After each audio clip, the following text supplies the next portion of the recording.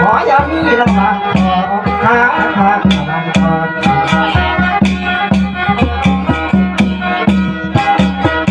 อย่ามีผมสิไล่ให้เจ้าย้อนตอนปากเศร้าปากเย็นพี่น้องลำพญาอุดรธานีผ่านบ้านอันจา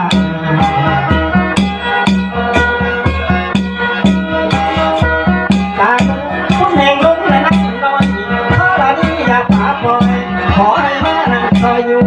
สู้ขับโดนทำ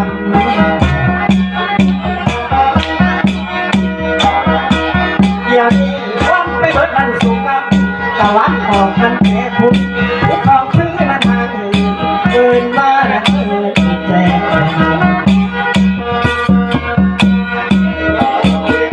อย่ามีแยกไปทางนั้นหุ่นหุ่นแก่แมวเก็บหักพักให้ระวังเย็นมองไม่ตกพ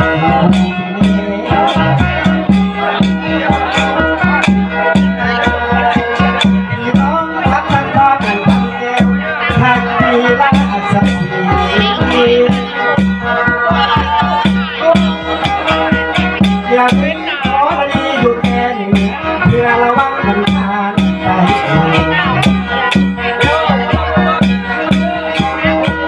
อย่านี้รักเสมอนั้นมั่วสังคมรักพาลาลาตอนนี้นั่นคือที่อยากไป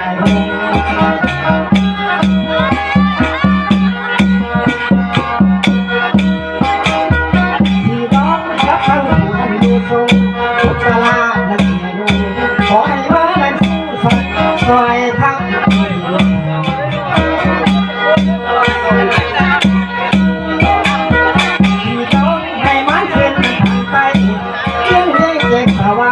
ให้มันใส่สมัครแก่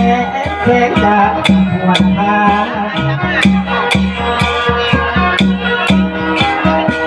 ทิ้งขวัญรักทั้งลูกมันในบ้าน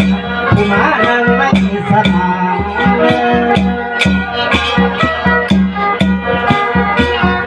สาวผู้สวยอันผู้ลามตา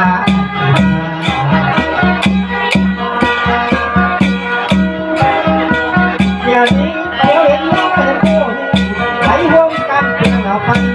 เอากลองให้ขันมาล้างจอ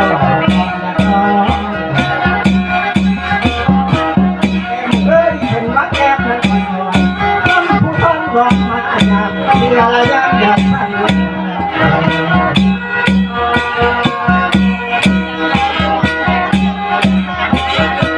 ที่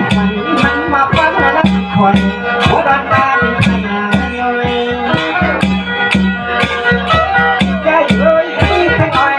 โอ้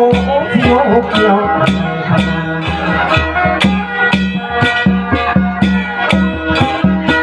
น้องสาวไม่ว่านั่นเห็นแก้วแก้วนี่นั่นเห็นแดง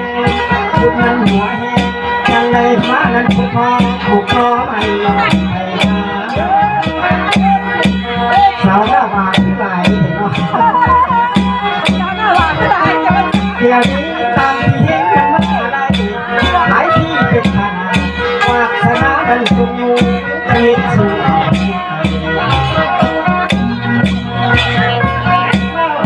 ทั้งมาตุกแต่น้องน้อง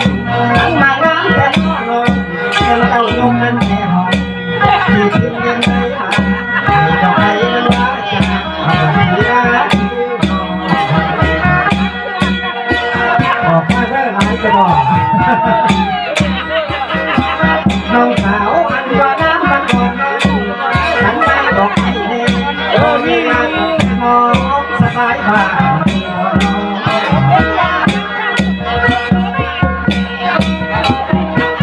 ที่ไรว่าน้ำเป็นภาษาจอยที่มีแฟนนักที่คู่ฉันมีสู้เราจะโตฉันมีแฟนที่บอกหายเดือดอย่างสมัยโอ้ยอันนี้ผมเป็นหาเชื่อได้อีกพอเพียงได้ได้มากนะคนนี้